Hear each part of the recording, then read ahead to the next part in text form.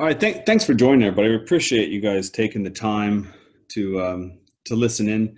We've purposely kept them short so we don't consume, a full hour. We try to do a simple 30 minutes covering topics, and then hopefully with feedback, if there's any other topics that you want covered, please let us know. Um, I I can get quite excited and can ramble on for a long time, so I'll try to keep to the points on slide. So the first webinar we did about a month ago was about cataloging these materials, and this one really goes hand in hand around standardization because it's intimately linked in how you develop your standards for your material, your cataloging process to drive efficiency into your material supply chain, especially for indirect materials. So critically important. And so I'll get this slide was in our last presentation, but I think it's really important that we discuss really what's the purpose and the objective. And so what we're trying to do is really help people understand the fundamental building blocks of implementing, developing, managing the MRO materials. They're so critical. They consume up so much time and so much resource. It's a growing concern for many businesses, especially mining, heavy industry, manufacturing, where these materials are often forgotten and placed in the too hard basket. So we find it really important that we start helping the world understand how do you effectively tackle this too hard basket. So next, the objective is similar, but is how do we utilize this? And in a lot of cases, a lot of companies that I've been involved with, especially mining, your MRO working capital is a very large portion of your total working capital. I just recently came from a chemical industry, and we had 42% of our total working capital was tied up specifically in spare parts, and a very large portion of that was potentially obsolete.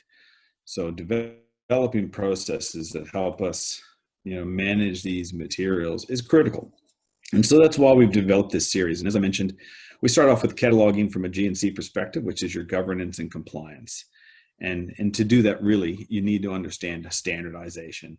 And where do I start? And we'll talk about that, because if you wait to have a fully detailed documentation around standardization, you're probably going to wait too long unless you've got lots of resource and time to do that.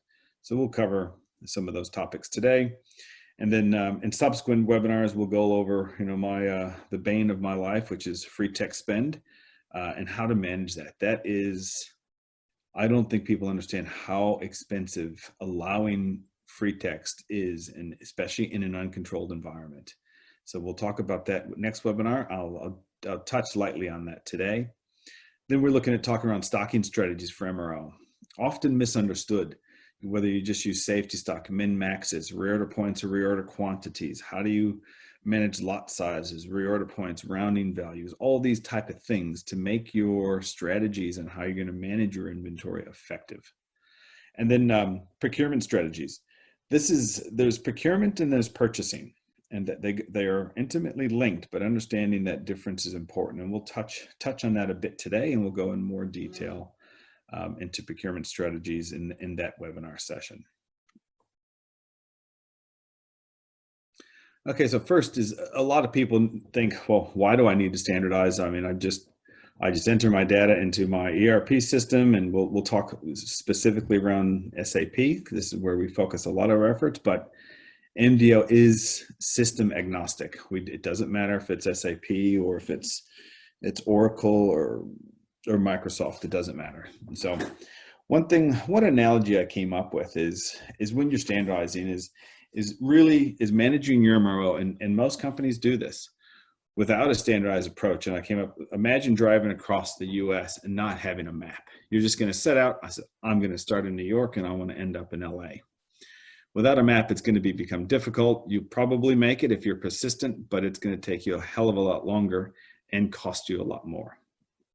And I thought that was a decent analogy to try to give you an approach. It's like, you'll get there, you'll fumble along and get there, but it's gonna hurt. It's gonna take you a lot longer than you plan, and there'll be adventures you probably didn't plan on either. So when I think of standardization, it can get very complex. If you even just Google standardization, you start getting into detailed documents and a lot of information that can be really overwhelming. So if you have the resources, definitely do that. Get down to that level of detail in your documentation. You eventually always should. But if you take a step back and in the inbound indirect supply chain, I like to think of things in three main silos. Is you've got your demand data, and that's going to be your asset management, your maintenance teams, your engineering teams, that they initiate the supply chain. They kick it off. Then you have your material master data, and then how you're managing that. As we mentioned before, you've got your free text versus your catalog materials, and all the data that drives that, and how that's what's triggered within that space by the demand signal from the demand master data.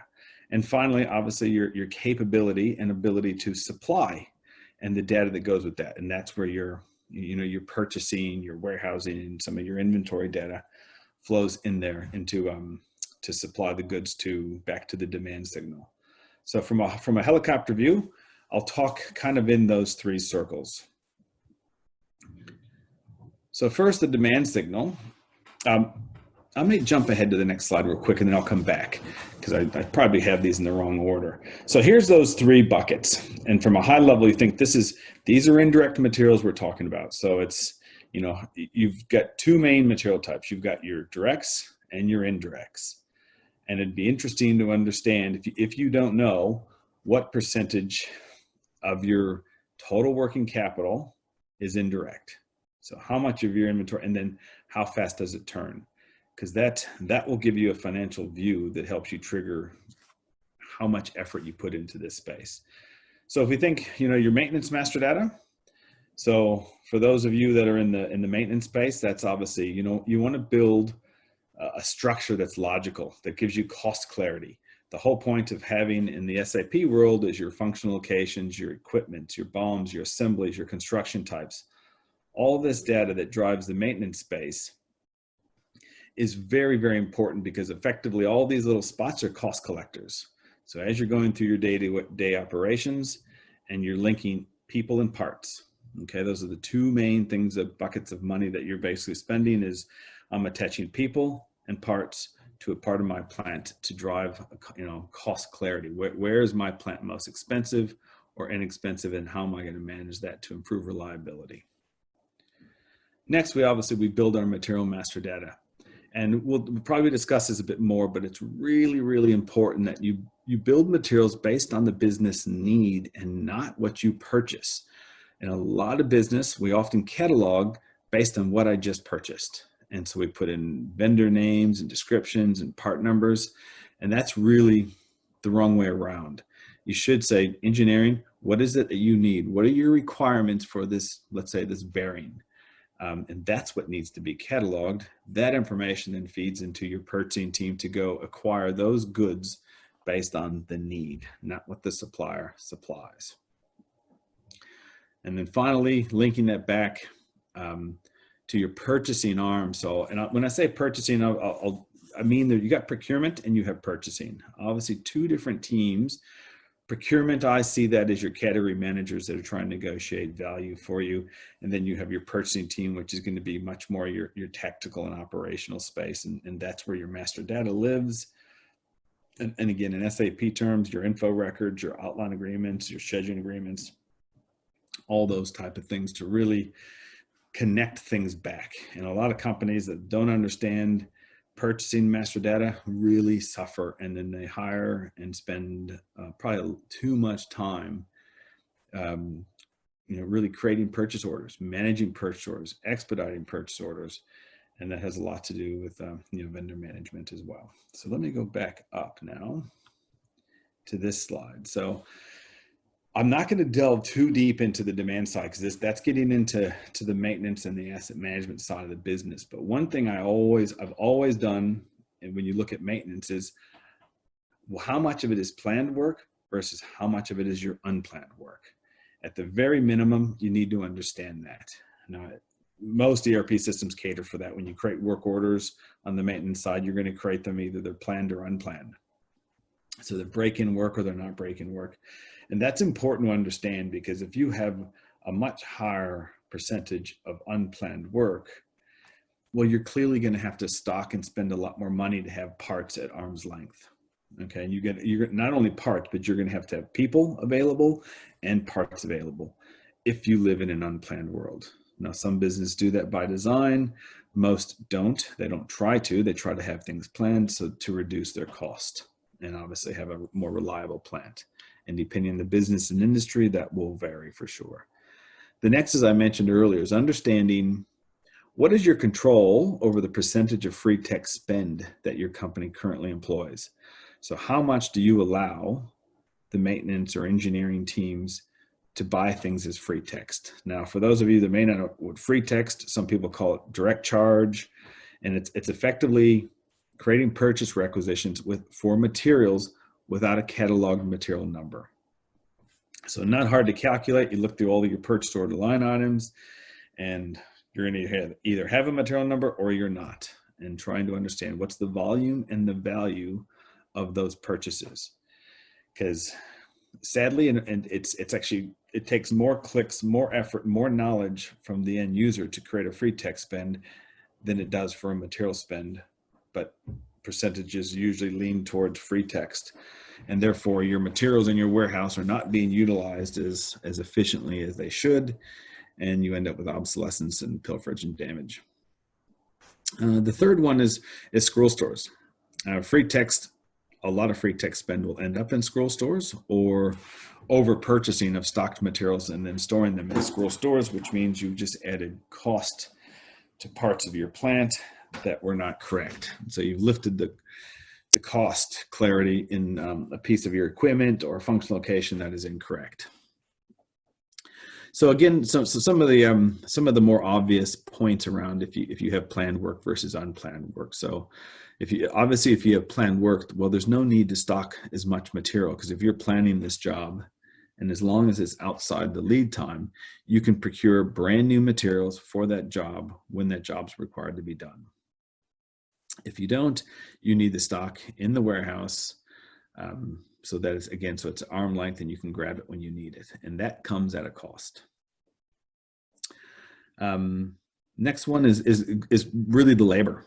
So again, if you're planned, you can bring in resources as required, specialist maintenance and electrical teams to do work as required, instead of always having these resources ready to go for a breakdown type environment. That's far more expensive.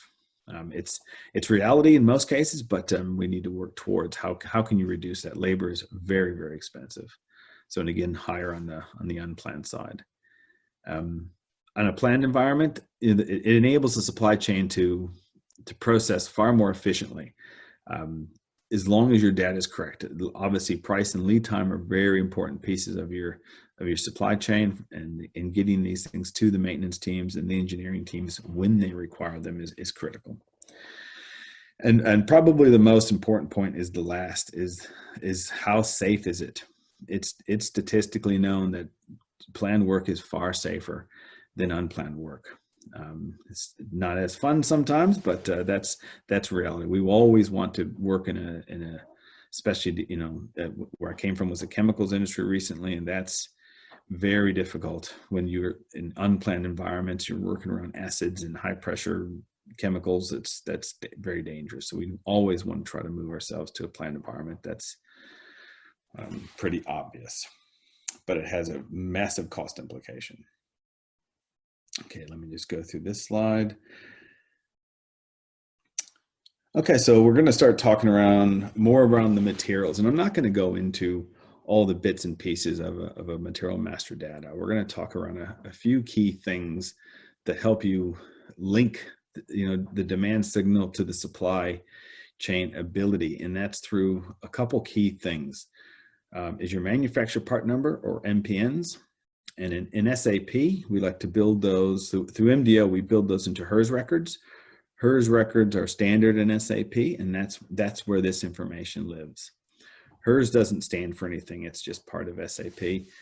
But it's where you place your manufacturer part number and the manufacturer, so that you can identify several that link you back to a single material.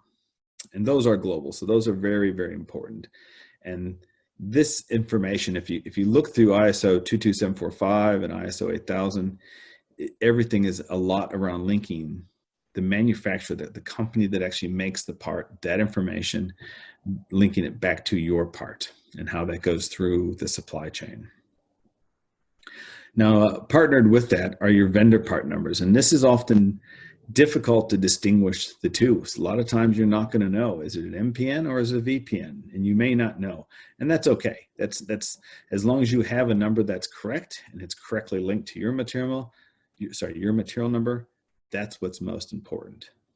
But if you do know which is which, based on your research, the MPN lives in your HERS record, and it can go into the material master data, but that's only gives you space for one. If you have multiple NPNs, and hopefully you do, that gives you a bit more cost, the ability to negotiate better cost on the parts you're procuring, then they should live in HERS records so you don't create duplicate materials. And that's probably where we want to make sure that you don't do. A lot of money is tied up into duplicate parts. The vendor part number, again, a very, very important piece of information when you're procuring. That should live within your purchasing information record. So again, every ERP system will have these. In SAP, they're called PIRs, or a lot of people call them info records. And the key pieces of information you're trying to maintain in an info record is obviously linking to a material number is your vendor, lead time, price, and part number. Really, those are the four things. You want to know what it's the vendor, and then the three things: lead time, price, and part number. Once a vendor has their part number linked to your part number, everything becomes easy and they can automate the processing of your purchases. So again, linked underneath that, you'll have your attributes and your characteristics.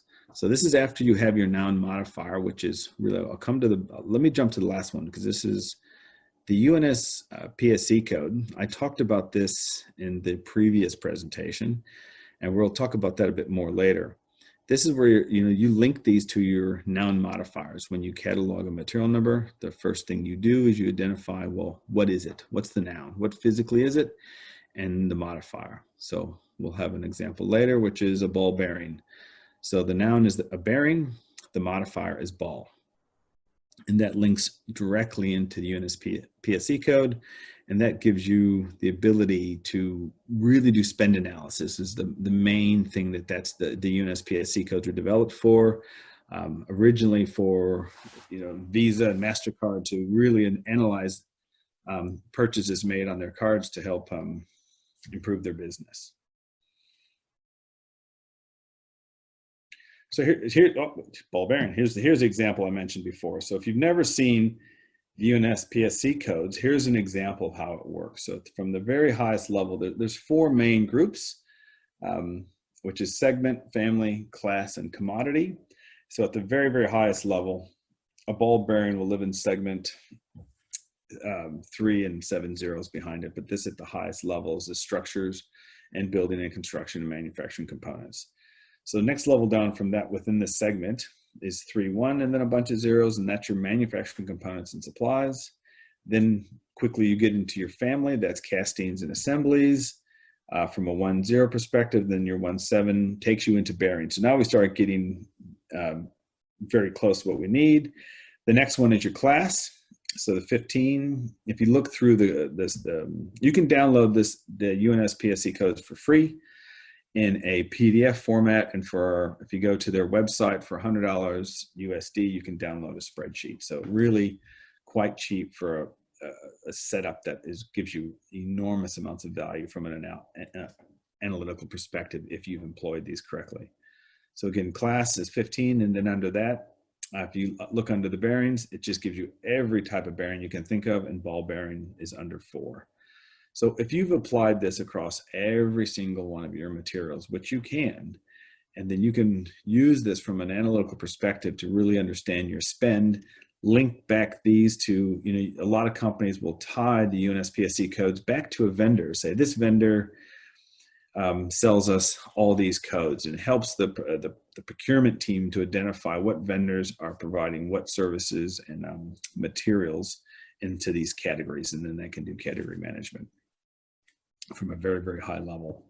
So I find that really effective. And as I mentioned up here, a lot of companies I've seen, either they're entering the UNSPSC codes actually as their material group, or they use it as the external material group field in SAP, which is really quite simple to do because it's applied automatically once you've built it into your system. If not, that's exactly what we do in MDO. We take your noun modifiers, your taxonomy, or your dictionary, and we hard link it to UNSPSC code. So every time you create a material number, we will automatically do that for you, tie it back to a code, and that enables you to have that from inside SAP, do your own thing around your spend analytics. That will grow in time. As we know, the whole point of this is providing good, solid, accurate data to do, so it creates value for your business. Okay, now from the supply side, we've talked about the maintenance guys, we've talked about the materials. So let's talk a little bit about the supply side. And I like to break this into 4 distinct sections.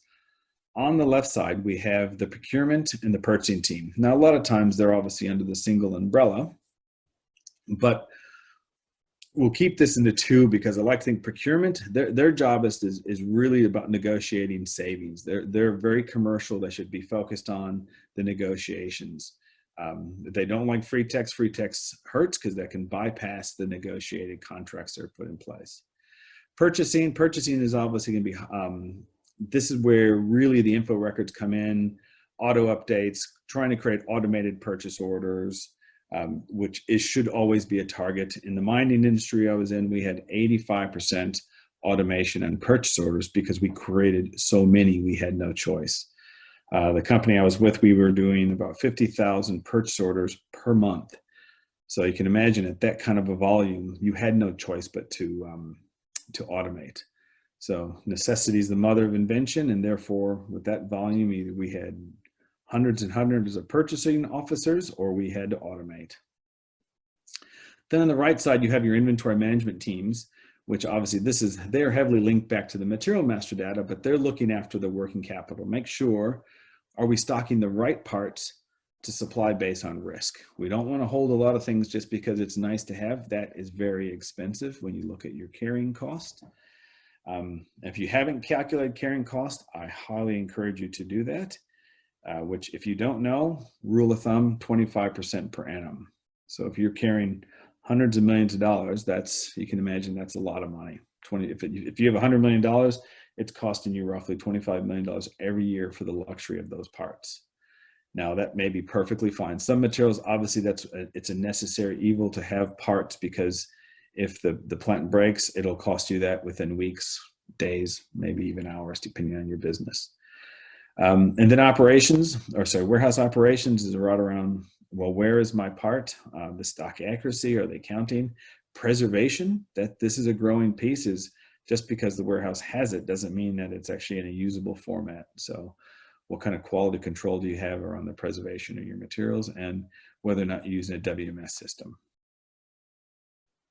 Okay, so one thing I wanted to highlight, I've done this in a few presentations in the past, and it helps paint the picture to people that don't understand the indirect supply chain. When it goes bad, how bad it can go and how expensive it can be. So one thing I've done in here is this first one, I'm going to step you through quickly. If you have planned work and you've done your data up front, so you've got your maintenance master data, you have good material master data, and you have solid procurement master data and purchasing master data, this is effectively what it looks like. So the notifications created based on probably a maintenance strategy, and the work planning team or the maintenance planning team will notify the maintenance teams, here's the job you need to do, this is when you need to do it, here's your people and the parts. You're going to need this many people for this many hours, and here's the parts that you need. And that's all been planned, purchased. So when the job comes time to be done, the maintenance team simply should employ the resources required for that job, go to the warehouse, collect the parts, and go and execute the job. So very, very straightforward. That's in a perfect world. And a lot of jobs that do that, especially inspections, things like that. More complicated, not so much.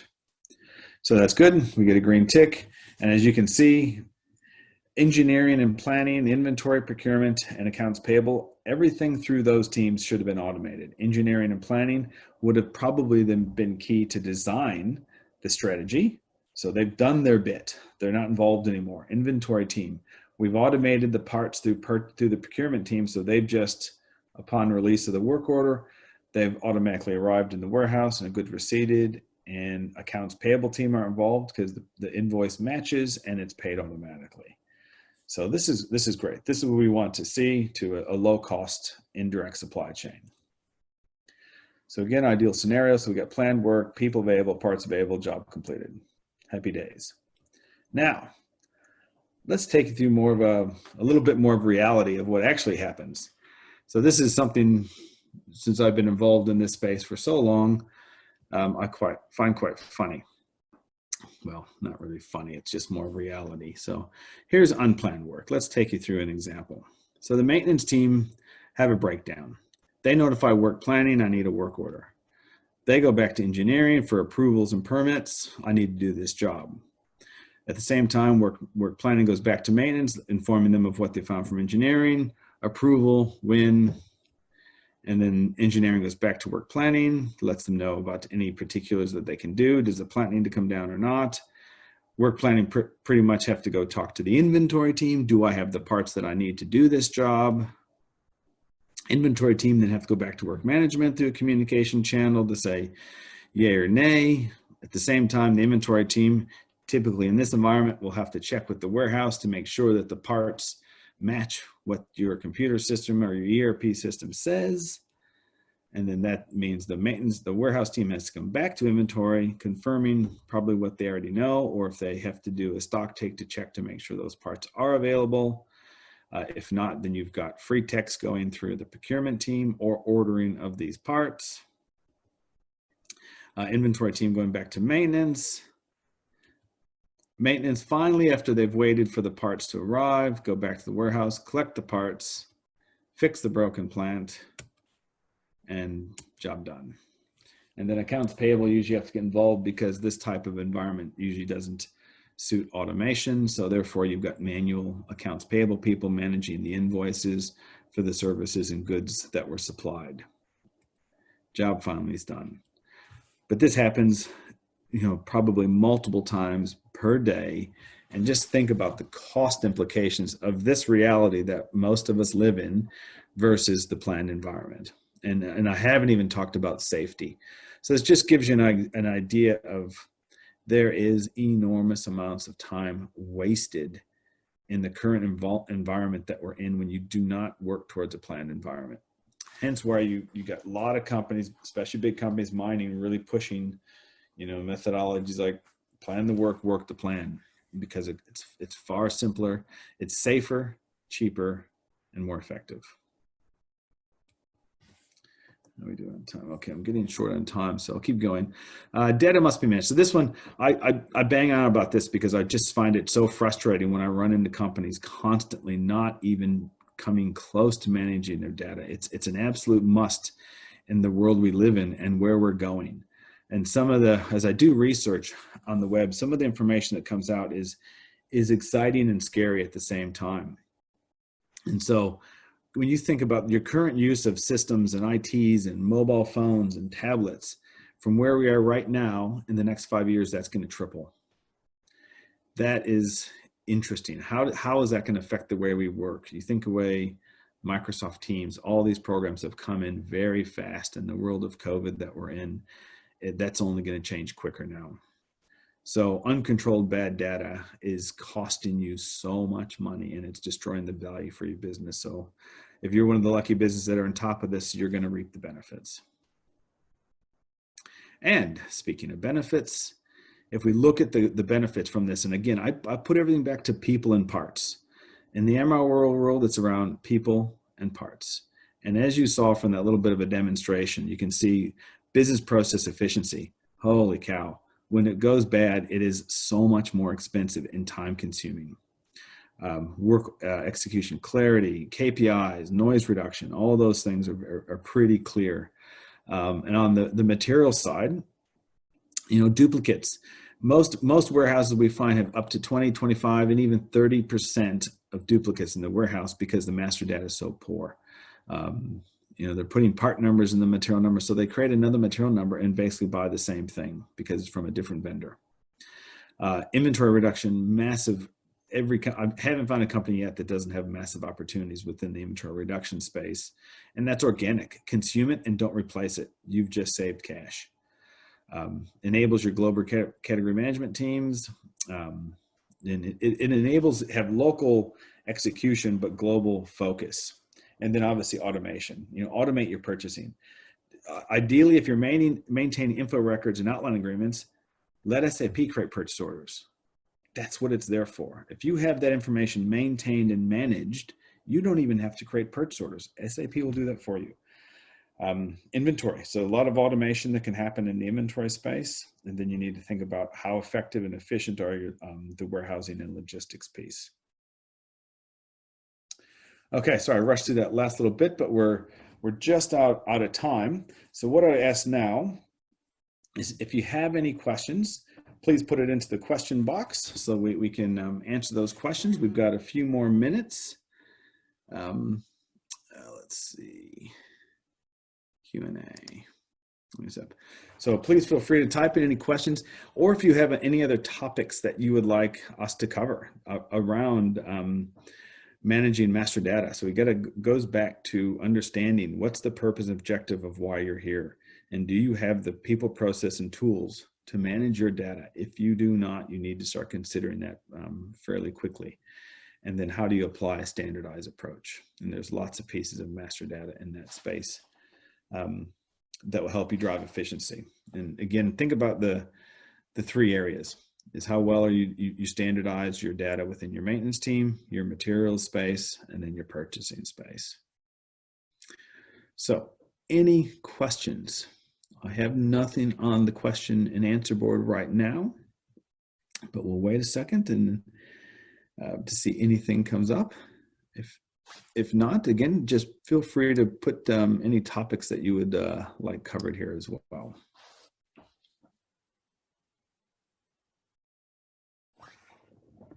Okay. All right. Well, we have no questions that have come through. So Isha, what I'll do, Tim, we can talk about the next webinar sessions. Yeah, if we talk, well, I'll hand it back over to you. So thanks, everybody. Yeah, thank you so much, Tim. So yeah, thank you everyone for joining in. So now our next webinar session, in the next section, we will talk about reduced free text spend. So the date and time of this webinar is not yet finalized. So I'll keep you posted over the emailers and LinkedIn posts. So once this one is decided, and after that we'll keep on continuing with part 4 and part 5 after that. So I think we are done for today. So thank you so much. Isha, we just had a question come in. So if I'll jump back to that. We've got a few minutes. Okay, yeah, that's great. So the question's around SLB stock. So I assume that means slob stock. And so I'll answer it in regards if that is slob stock. So this is a good question because slob stock is just an absolute drain on resources, as you know. So you've got, you can call it slob, which is slow and obsolete, or potentially obsolete, because until engineering have reviewed it, we don't know if it's actually obsolete, but it just may haven't moved for a long time. So this is a very good point. So I'll come back to free text. So I'll talk a lot about this in the next webinar within free text, because you end up, what you'll find, if you have a high percentage of free text, it goes hand in hand with high quantities of slob stock. Put yourself in the engineering space. If you're going to go fix a pump and you see a pump that's been sitting on the shelf for who knows how long, could be years, but you have the capability to free text a new one and you don't need it right now, what would you do? And I see it all the time. I don't call that malicious behavior. It's somebody that's trying to do the right thing, but that's not guided by process. And so they'll say, we'll leave that one on the shelf so that it's there for an emergency, but I'm going to go get a brand new one. That effectively is generating slob stock, because now this one on the shelf isn't moving when in essence, it actually has within the plant. And that's dangerous. So we get really bad metrics around what inventory do we really need and what we have. So then you've got the inventory team trying to remove the slob stock because we never use it. And then maintenance are fighting and says, yeah, we do. We just have bought it free text. So I'll talk a lot around this in my next webinar because I did a lot of work at this in my mining industry and we saved enormous amounts of dollars.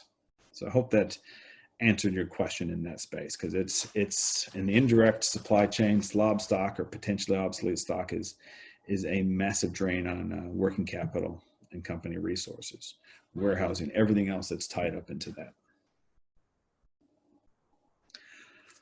Okay. Well, that puts us just about at time, Isha. So let me go. What else do we have on the next? Is there anything else? Okay, that's it. Yeah. Okay, well, thanks everybody. We appreciate your time of listening in and watching the presentation. And again, if there's anything you'd like to see us to discuss here and how potentially our MDO tool fixes that or helps you with that, or how we can discuss it here to get you a better understanding, please let us know. Thank you.